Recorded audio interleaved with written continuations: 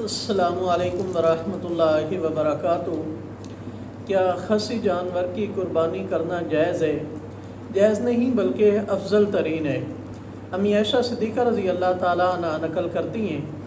وہ کہتی ہیں کانا رسول اللہ صلی اللہ علیہ وسلم اذا ضحى اشترى کبشین عظیمین سمینین اقرانین املاقین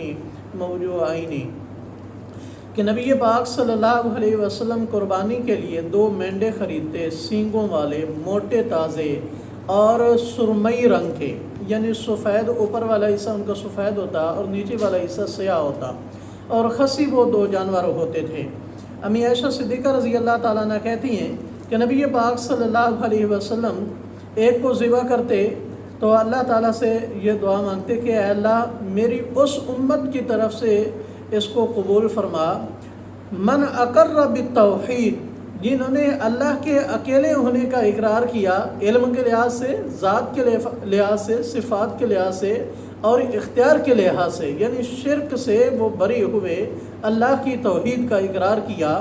وشاہد لہ بالبلاغ، اور محمد مصطفیٰ صلی اللہ علیہ وسلم کی تبلیغ کی گواہی دی کہ واقعتاً انہوں نے اللہ کا پیغام امت تک پہنچا دیا ہے، تو دوسرا مینڈھا نبی پاک صلی اللہ علیہ وسلم اپنی طرف سے اور اپنے گھر والوں کی طرف سے، اہل و عیال کی طرف سے ذبح کرتے۔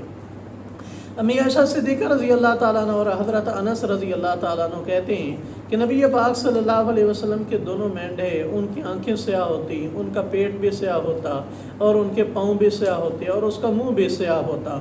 تو یہ مسند احمد کی حدیث ہے 4681 کہ نبی پاک صلی اللہ علیہ وسلم 2 مینڈے سینگوں والے، موٹے تازے اور خصی ذبح کرتے تھے۔ حضرت یونس بن مرہ رحمہ اللہ کہتے ہیں کہ میں ابو سعید زرقی رضی اللہ تعالیٰ عنہ کے ساتھ قربانی کا جانور خریدنے کے لیے گیا، تو انہوں نے مجھے منڈی میں اشارہ دیا کہ یہ جانور خرید، کیونکہ اس کا منہ بھی کالا تھا، آنکھیں بھی سیاہ تھی، پاؤں بھی سیاہ تھے، اور نہ قد کا بڑا تھا، نہ چھوٹا تھا، موٹا تھا، اور انہوں نے کہا یہ ہے وہ جانور جو نبی پاک صلی اللہ علیہ وسلم کی قربانی کے جانوروں کے مشابہ تھا۔